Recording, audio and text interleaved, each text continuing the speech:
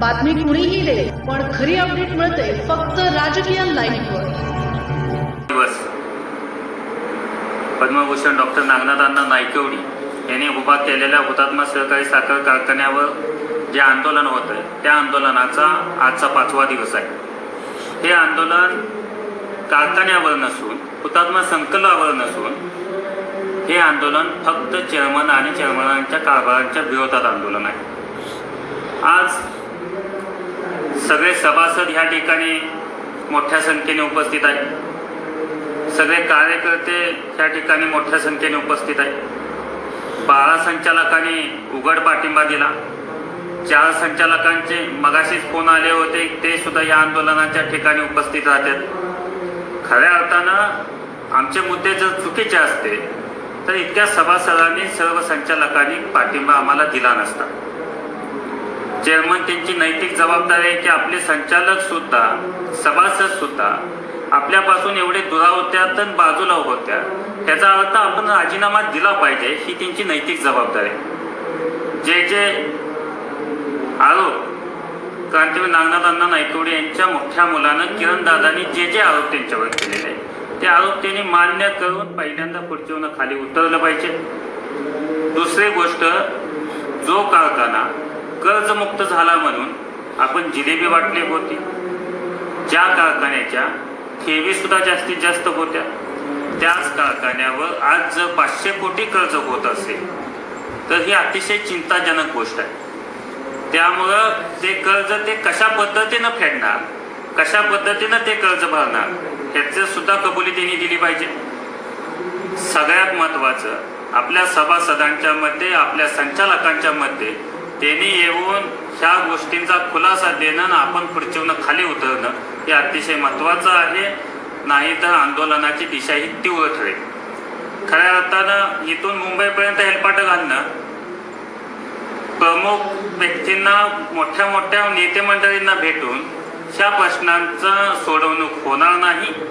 हे प्रश्न आपल्या सभासदांचे आहेत, आपल्या कारखान्याचे आहेत आणि आपल्या संचालकांमध्ये बसून मिटवण्यासारखे.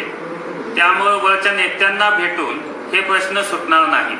RGD विभागाची सुद्धा 28 तारीख पडलेले हिअरिंगची जे आरोप झालेले, ज्याविषयी तक्रारी झालेले त्या सुद्धा ऑफिसनं पाठपुरावा यांच्या मागं तारखा पडायला लागल्यात चालू केलेले आहेत.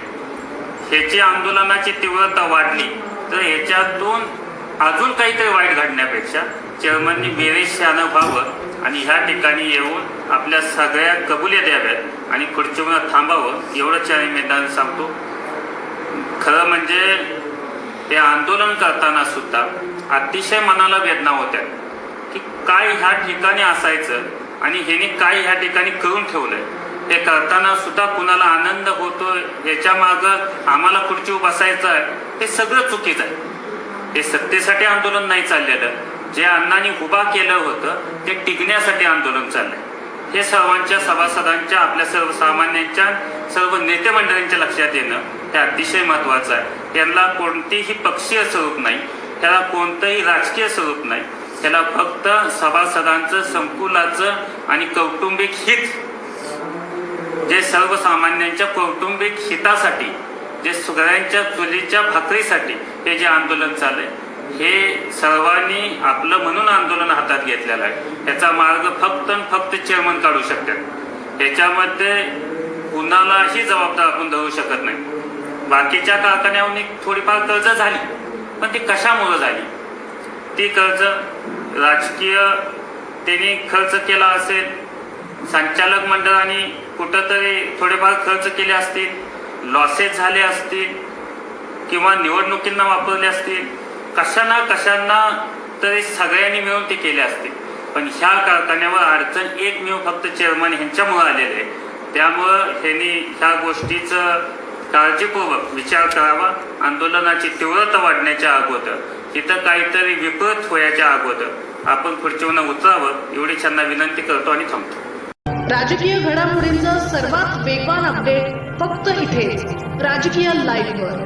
आमच्या YouTube चॅनलला लाईक, शेअर, सबस्क्राईब करा आणि रहा राजकारणाच्या रणभूमीवरील थेट नजरेत.